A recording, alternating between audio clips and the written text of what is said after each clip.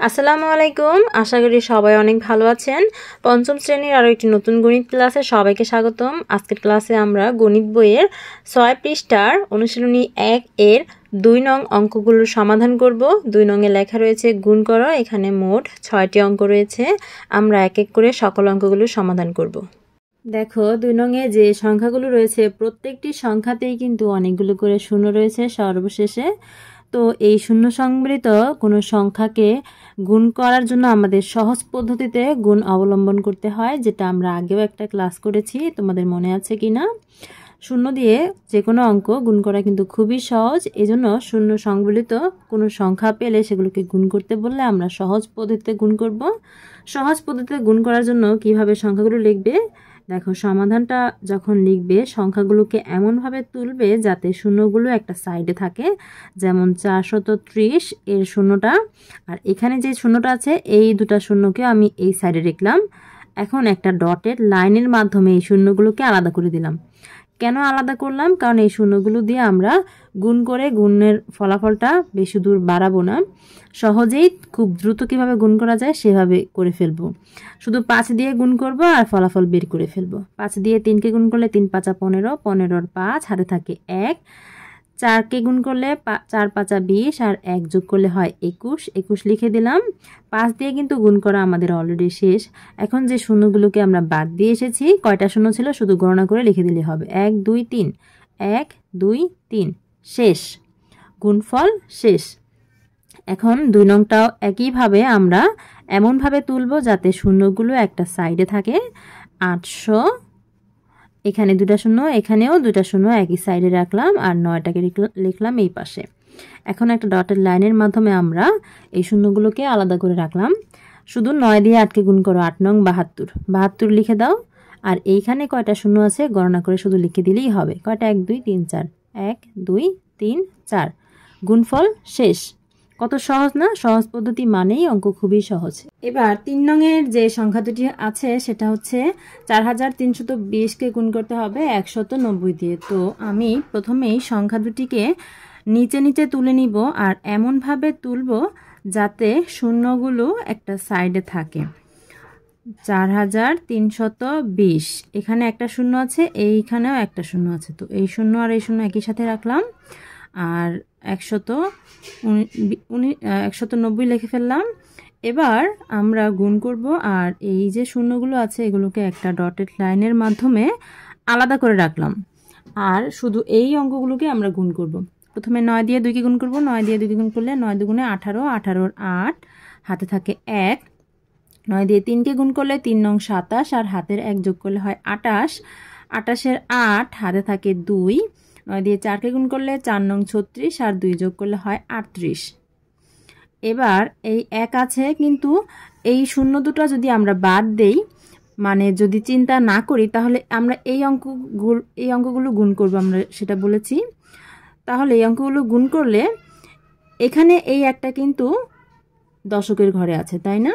এটাকে যদি আমরা চিন্তা না করি, যে শূন্যটা নাই মনে করি, তাহলে এই একটা দশকের ঘরে আছে, অর্থাৎ এককের ঘরে একটা শূন্য, দশক স্থান থেকে গুণফলটা লেখা শুরু করতে হবে।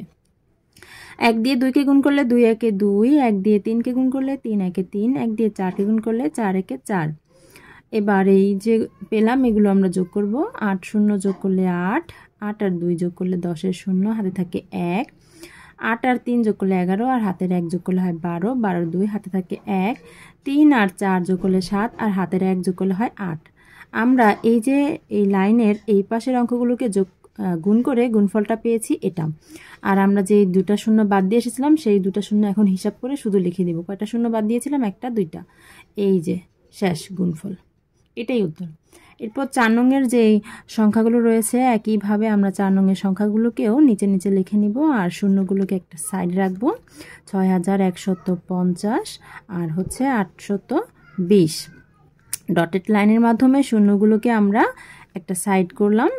এখন এই যে এই পাশে ডটেড লাইনের এই পাশে যে অঙ্কগুলো রয়েছে এগুলোকে আমরা গুণ করব আর শূন্যগুলোকে পরে হিসাব করে লিখে দিব। তো প্রথমে 2 দিয়ে গুণ করতে হবে। 2 দিয়ে 5কে গুণ করলে 5 দুগুণে 10, 10-এর শূন্য, হাতে থাকে 1। 2 দিয়ে 1কে গুণ করলে 2 একে 2 আর হাতের 1 যোগ করলে হয় 3। 2 দিয়ে 6কে গুণ করলে 6 দুগুণে 12। এবারে 8 দিয়ে গুণ করব আর এককের ঘরে একটা শূন্য, দশক স্থান থেকে গুণফলটা লেখা শুরু।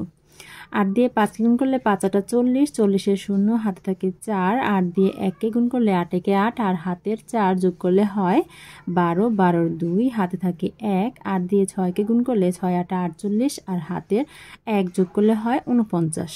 49 লিখে দিব কারণ এর পরে আর কোনো অঙ্ক নেই। এখন এই যে গুণফলগুলো পেলাম, এখন এগুলোকে যোগ করে দিব। 0 0 যোগ করলে হয় 0, 3 0 যোগ করলে 3, 2 2 যোগ করলে হয় 4, 9 আর 1 যোগ করলে হয় 10, 10 শূন্য হাতে থাকে 1, 4 আর 1 যোগ করলে হয় 5। আমরা এতটুকুর ফলাফল পেয়েছি, এতটুকু।